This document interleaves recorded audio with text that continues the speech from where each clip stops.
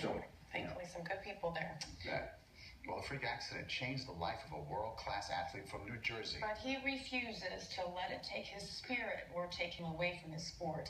Steve Overmeyer here now with more on this. Yeah, an inspiring story that started off with a nightmare. It was June 12th of last year, a day that Glenn Hartrick will never forget.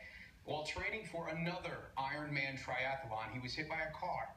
He suffered 2 collapsed lungs, 9 broken ribs, and a C6 spinal injury that left him paralyzed from the chest down.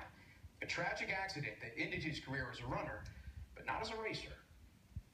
I'm an athlete, I'm a racer. It's an addiction that I've had for a long time. Nobody knows the addiction of racing like a former cover model for Runner's World. Suffering a devastating injury could crush anyone's spirit. Glenn isn't anyone. It's just getting back to my new normal. And I always talk about, my new normal way of life after the accident was, what can I get back to doing that I love to do? Your passion, your motivation, your drive for sport motivates us all. We want to welcome you back to the start line, buddy. Let's ride. 10 short months after his accident, after overcoming the pain of constant spasms in his legs, coming to grips with his new life, this champion Ironman is back doing what he loves.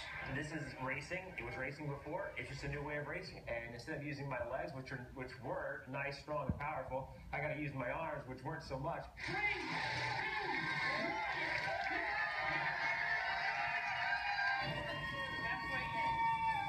Hartrick competed in a half marathon this month, 13 miles in a hand cycle provided by Challenged Athletes Foundation.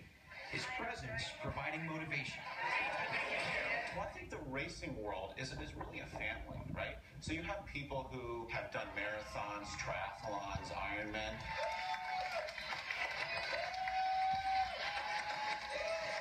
They have this kind of camaraderie.